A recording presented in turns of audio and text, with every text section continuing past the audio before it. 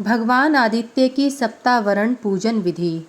भगवान श्री कृष्ण बोले, वत्स, अब मैं दिवाकर भगवान सूर्य नारायण की पूजा विधि बतलाता हूँ।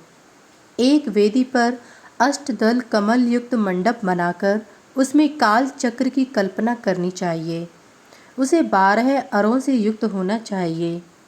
यही सर्वात्मा सभी देवताओं में श्रेष्ठ उज्ज्वल किरणों से युक्त खगोल्क नामक भगवान सूर्य देव हैं। इसमें 1000 किरणों से युक्त चतुर्बाहु भगवान सूर्य की पूजा करनी चाहिए। इनके पश्चिम में अरुण, दक्षिण में निक्षुभा देवी, दक्षिण में ही रेवंत तथा उत्तर में पिंगल की पूजा करनी चाहिए और वहीं संज्ञा की भी पूजा करनी चाहिए। अग्निकोण में लेखक की, नैत्य में अश्विनी कुमारों की और वायव्य कोण में वैवस्वत मनु की तथा ईशान कोण में लोक पावनी देवी यमुना की पूजा करनी चाहिए।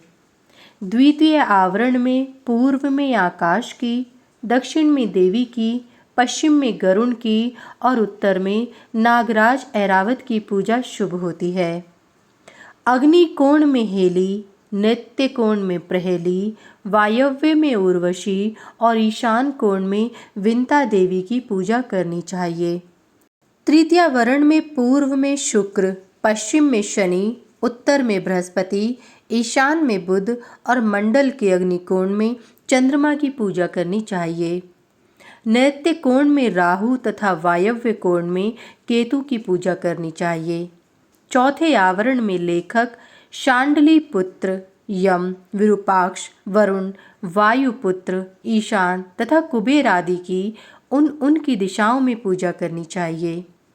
पांचवें आवरण में पूर्वादि क्रम से महाश्वेता, श्री, रिद्धि, विभूति, धृति, उन्नति, पृथ्वी तथा महाकीर्ति आदि देवियों की पूजा करनी चाहिए तथा इंद्र, विष्णु, अर्यमा, भग, पर्जन्य, विवस्वान, अर्क, त्वष्टा आदि 12 आदित्यों की पूजा छठे आवरण में करनी चाहिए।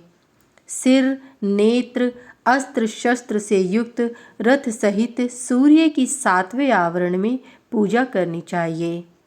यक्ष, गंधर्व, मासाधिपति तथा संवत्सर आदि की भी पूजा करनी चाहिए।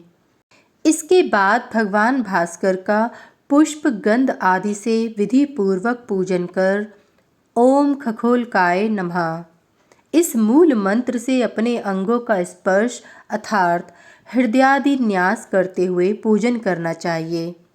जो व्यक्ति भक्ति पूर्वक इस विधि से सूर्य की नित्य अथवा दोनों पक्षों की सप्तमी के दिन पूजन करता है, वह परम पद को प्राप्त कर लेता है।